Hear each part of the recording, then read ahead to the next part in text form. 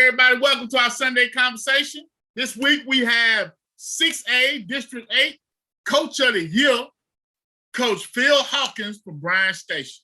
With Bryan Station head coach, my guy, Coach Philip Hawkins. Coach Hawkins, man, thanks for joining us today. We appreciate you being on with us. Man, I'll tell you what, there is no more fun than spending a few minutes with you guys. I appreciated the opportunity to do it the first time, and I do this time as well, so I appreciate it. Coach, man, it's funny sitting down with you. You first got hired last year. One of our first interviews, you sat down with us and talk about what goals you had for this team, what plans, what hopes you had, the fact you wouldn't scared to play anybody. And, Coach, you did all that. You know what I'm saying? You stepped out there, shot for the big guns, tried to play them, had a heck of a year, turned this program around. Coach, I mean, what do you equate your success to? You know, I think I told you all when we first met in that interview that, you know, we have to evaluate the things that need to be turned around.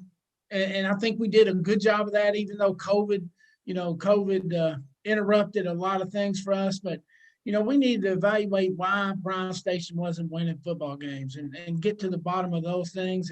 And we addressed those issues. And I think the more we address the issues, the more fun the kids were having. And certainly we were winning games and played Scott County super tough. And you know, I think just saying, guys, here's the goal. This is what we want to do. And those guys buying in, that's what made the difference. Well, Coach, I mean, you set the bar high, Coach. You know, we finished one regular season loss, 6A, you know, District 8 Coach of the Year. Time out. Something about we. Where do we come from? Coach, me and him? Coach. Me and Coach? You picked against us every game last year.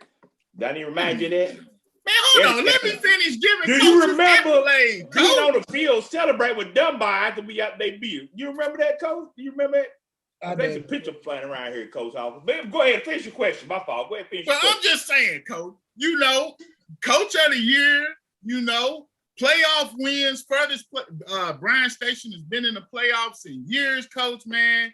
Coach, how we going to top this, Coach? Oh, and a new locker room? You know, big things, Coach, man. New weight room. Unbelievable new weight room that's being finished right now. So, yeah, I mean, halfway through the season, my wife looked at me. Oh, I'm sorry, Coach. Just a minute. And the city championship, Coach. Oh, Lord, here we go. So halfway through the season, my wife looked at me one Saturday morning and said, you know, you better slow down because this bar is starting to get high. I mean, you know, 6 wins in a row, 8 wins in a row. 9. We won that first playoff game. That was one of the immediate goals, win a playoff game.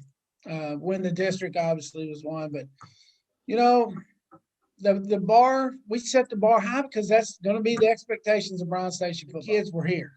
I knew Bryan Station had kids. There's no question, but I really didn't know until I started getting involved with researching some of the NFL players and some of the Division I football players.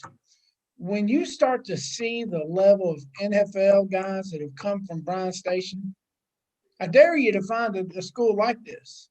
Then there has to be some serious talent that's gone through this building. So, you know, I got a newfound respect for Bryan Station football. It's past. So my goal is to take it back to where it was. When JT Haskins and Shelton and those guys were here, that's where I want to go. So I don't think I set the bar high. I think I set the bar where Bryan Station football should be set. That's where I set it. Absolutely. Now, Coach, man, do you feel like that Scott County game, even though it could have went either way and you all played very well, do you feel like that game was a determination of how that season was going to be? You know, there's 2 things that happened in that game.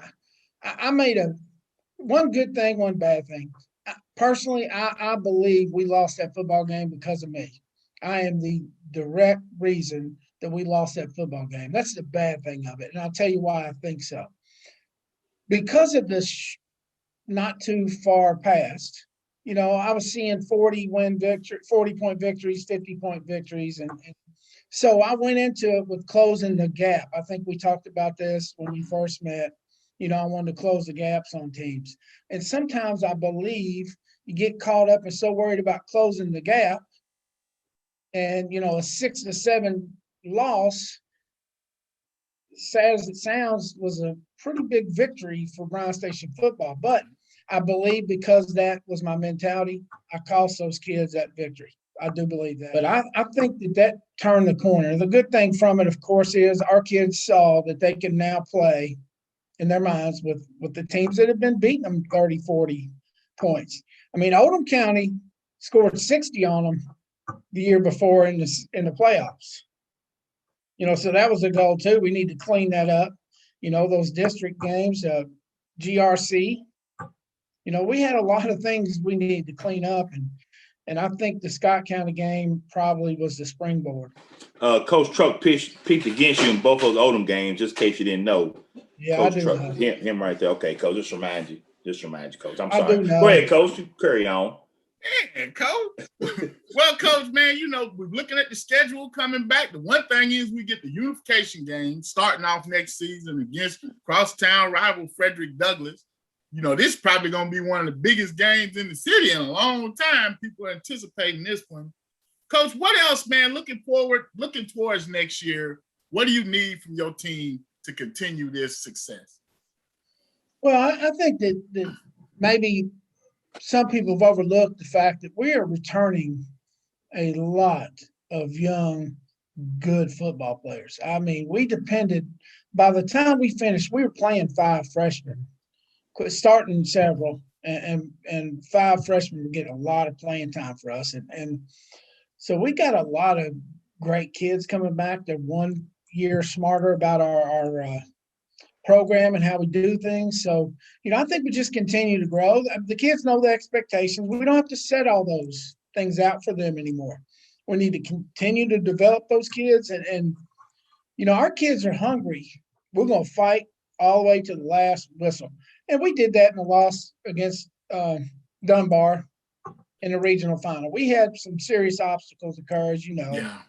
But our kids still fought all the way down to the last second. And that's, you know, we lost 2 games last year by combined 6 points. Who would have thought that going into the season? Now, Coach, man, you speak about the youth you have, which you have a lot of great talent. Quiet as kept, is Damon Green probably one of the best football players in the state of Kentucky and under the radar? I mean, to watch when your quarterback went down last year and he came in the game and you moved him around different stuff, Coach, he's a phenomenal athlete. He is unbelievable. And I stay in contact with a lot of college football coaches, as you guys know, and I have told people the same thing. He is one of the most gifted athletes that I've ever been around. And I've signed some pretty high-end kids, you know, top 4 or 5 type recruits in Kentucky. And he is an unbelievable talent. And like you said, he can do a lot of things. And you know, he's amazing to have. But the good thing about it is he's got a bunch of good dudes around it. You know, one of the things that was impressive to me, and I don't know if you know the kid, you don't know the kid, but, you know, we asked Jason Hocker, who's a freshman, to start at middle linebacker on a 6A football team on Friday nights, and he was our leading tackler, and he got after it every single night. When you got kids like that in your program, there's growth and there's potential for huge growth. So Damon's young, all those guys are young, and the juniors this year, and you know, CJ Mumford, he's an unbelievable kid, and Trey Jenkins. I mean, that list, Tarek Mulder. I mean, we've got a pretty good list of rising seniors too. So it's going to be an interesting season. Now, one kid who really showed up and showed out, a lot of people really just came out of nowhere, was the quiet assassin, Mr. Joey Bond, Coach. Yeah. Where did you find this kid, Coach? Well, you know, he was here. I mean, look, Joey Bond was quietly on this football team. but his sophomore year, I think he had 600 yards rushing or something like that. What we did was we put our kids in a system that's good for our kids. And Joey Bond benefited from that. Joey had almost 1,500 yards rushing last year, and I would say 1,100 of it came off a dive. That kid right down the middle was linebacker deep before they knew it. He just had to chase him down. And I'm so excited to have that kid back. And he knows now where he fits in our program. And man, what a great kid. And I could do that all day with these kids. You all know the kids. Some of them you've known longer than me, and you know that it's just a great group of kids here. I don't need to really go get other kids because Bryan Station kids have been coming through here and going to find Division I football programs and going through drafts. I mean, and it's not like this was in the 70s and 80s. But that's the amazing thing about it. There's getting ready to be another kid go through the draft from Bryan Station this summer. I mean, Devin Key. Yeah. Right? That's gonna be NFL player number 12. Yeah. That's unbelievable. 3 Super Bowl guys, 1 Hall of Famer. I mean, that's a lot. So is there talent at Bryan Station? I'm pretty sure there is. I'm pretty sure they're walking through the halls, and we don't even know about them yet. I'm excited about next week where I can actually see some sophomores and juniors that I've never seen in the building. A lot of people questions like, can he get this job done in here in Lexington? Is he the right person for the job? A lot of people, questions and stuff.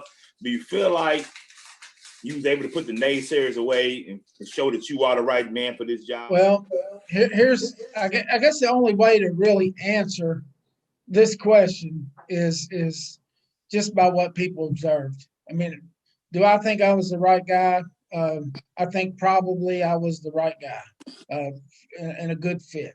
And I think it was not proven with just W's. I think if people saw Bryan Station football play, they knew it was a different energy level. The kids were having a blast. And yeah, I probably checked off some boxes that need to be checked off, I think the only way I can tell you is just to watch how my kids react around me and my coaching staff. And I think that relationship is pretty strong for 1 year.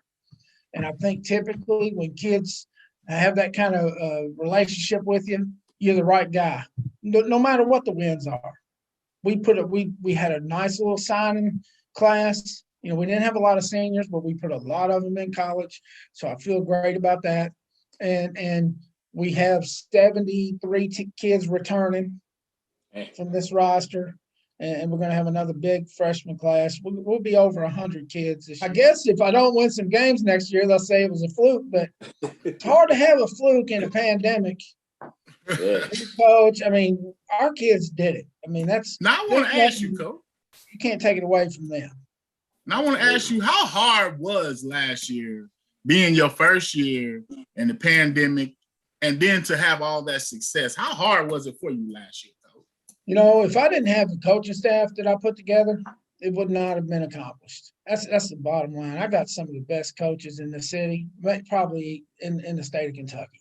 My coaching staff is unbelievable collection of guys who love those kids just like I do, and they made me look smart. Every time I was on somebody's list for an award or this, that, and the other, deep down I sat at home knowing that none of that existed without, 80 kids and 12 coaches. I mean, it was a blessing from the beginning, but it was challenging to keep kids healthy, keep them safe, learn who they were, because you just didn't have the time you would have had otherwise. So the good thing about it is we made it through it. I think it was a successful season, and the kids are excited to get going again, and there's a buzz. Kids came back to school yesterday, and I was surprised the amount of student body that actually approached me about how excited they were about football, and not players. I'm just students, because there's a lot more pride on the north side than what people really know. Yes, I'm sir. learning that. Yes, sir. I'm learning that right now. This school has unbelievable alumni following. It's unbelievable. They have reached out. Can I help you? We're so excited about what you're doing with these kids. They're coming out of the woodwork, and it is a loyal follower. That's why I bug out a little bit when you start picking against me. Because I wonder, you look over your shoulder. Coach, Coach, it's true. I'm north side to the ends, Coach. I'm a north side kid, baby. I'm a north side kid, Coach. I ride my defenders. Hey, it's here. I can't speak for him, Coach. I'm a north side kid. I ride my defenders, Coach. Coach, kind of give us a layout of your timeline as you get ready for next season. Like where you guys go from here. Well, we've had some restrictions because our district has laid some things out for out of season sports. So we're hoping that after spring break, we can start getting back to some normal things with the football program. But one of the things we've made really sure of is we have a high percentage of kids participating in other sports.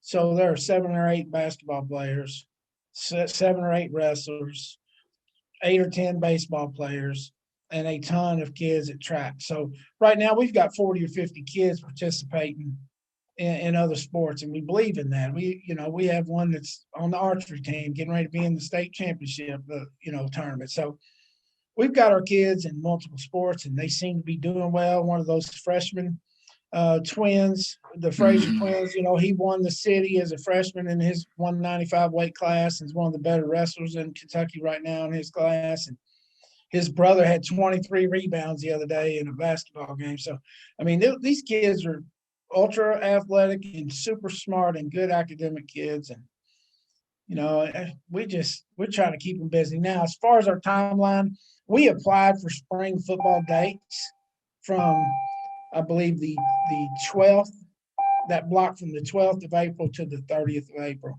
So assuming that the district is in a position where we can do that, we'll have those 10 practices inside of that 15-day window. And then, the weight room, we're going to have to be in love with that weight room all the way up. So we'll go from that. And then, May we'll continue to train and condition our kids. And June, typically in June, we got some basketball kids that go off to do basketball. We start gearing up in June, going into the dead period, and then we should hit the ground running. I got 2 good scrimmages this year. I feel really good about the scrimmages. We're scrimmaging LCA and Lexington Catholic.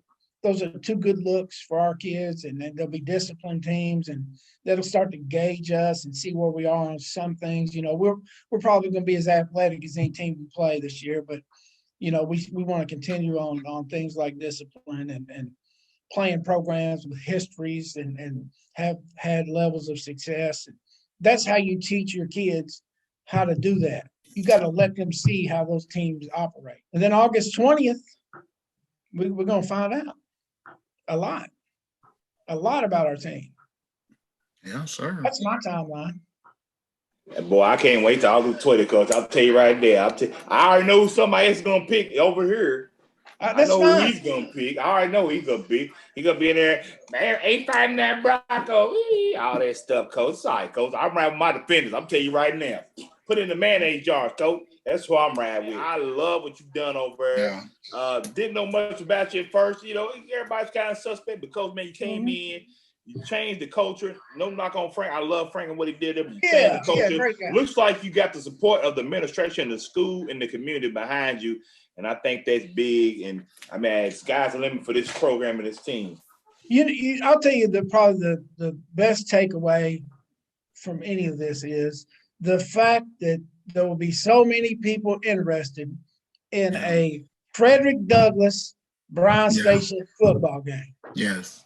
That you could not have said that a couple of years ago. Well, Coach, man, we appreciate you for coming and building things up. And if anything, like you said, it's great to have more than one good program in the city. It's good for Lexington. It's good for our football. And we appreciate you bringing that level to us and helping big things. It keeps us entertained for sure, Coach. Well, I'm sure it does. Coach, I'm picking y'all this year, Coach. Here's the thing. Well, I don't know.